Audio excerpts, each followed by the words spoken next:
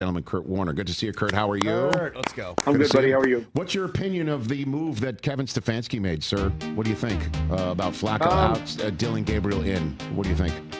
I think most of us felt like it was just a matter of time, that the future of their franchise was Joe Flacco, even though he was the best quarterback, obviously coming in. And I think he's played well at times. I don't think he played very well on Sunday, with the record where it is. And, I think I've heard a few people talk about it. They've got some draft stock in the first round next year where they could get a quarterback if one of those guys is the right guy. I'm not sure, watching college football, who that right guy is, to pick high in the draft quite yet. But if they want to do that, they got to figure out these two guys that they drafted this year, if one of them can be their guy or can be their guy for a while until they find that right guy that they think can take over. And so, again, if they started out hot, Joe would have obviously kept the seat.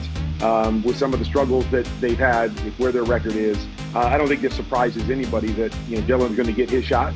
If he plays well, I think he'll obviously hold on to the seat. If he doesn't play well, I would not be surprised if Shedeur at some point gets an opportunity as well, just to say, hey, let's empty this thing and let's see who is our best guy, and if one of these guys can be a franchise quarterback, or if we've got to make another move.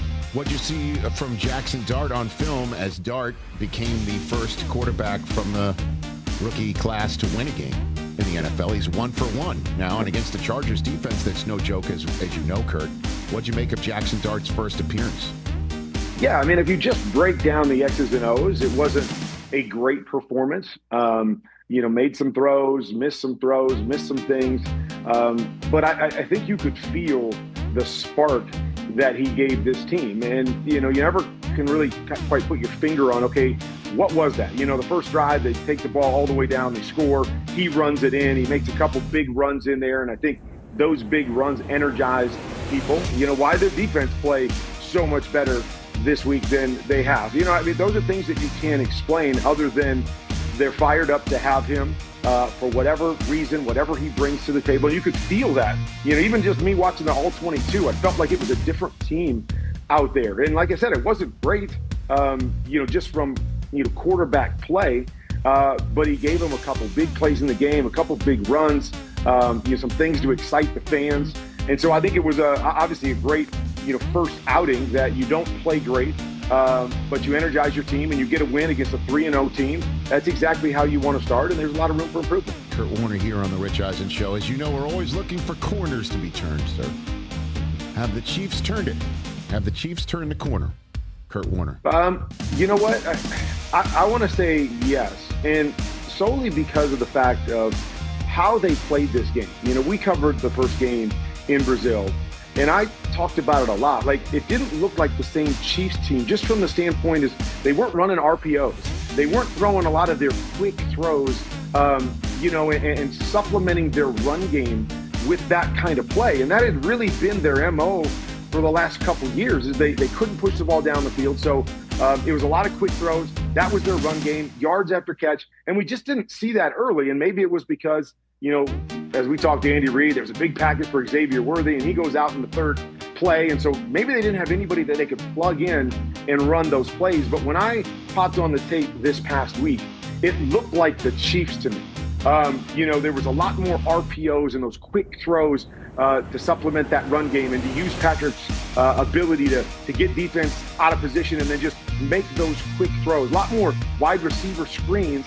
And then they got some big plays down the field. But that, to me, is the Chiefs' offense. And I finally saw it again. And so maybe it is because Xavier Worthy is back. We know Rashee Rice is a couple weeks away, and he adds that piece as well. And so I feel really good about where they are after that performance against the Baltimore Ravens. And I know a lot of people expected the Ravens to win that game just because of the better roster across the board. But they dominated that football game, and they were doing what I expected the Chiefs to do all year long. So I do believe they have turned the corner and gotten back to, maybe not a perfect formula, but the formula that was a winning formula for them a year ago. And then the corner in Houston has C.J. Stroud and that offense turned it. 26-0 win over the Titans, in which Stroud was 22 for 28 with a passer rating just a little north of 125. Have the Texans and Stroud turned a corner? No, I'm going to say no. I was watching that film, and I kept asking myself, they won 26-0, right? Like, where's this offense? Where is it at? I thought it would be more explosive than it was. And so, the numbers were good. I still think they have issues there. I'm still trying to put my finger on, what's going on with CJ. And again, the numbers were good, and sometimes you have those performances, but I can't shake the first 3 weeks of the season out of my head quite yet. There was a lot of struggles.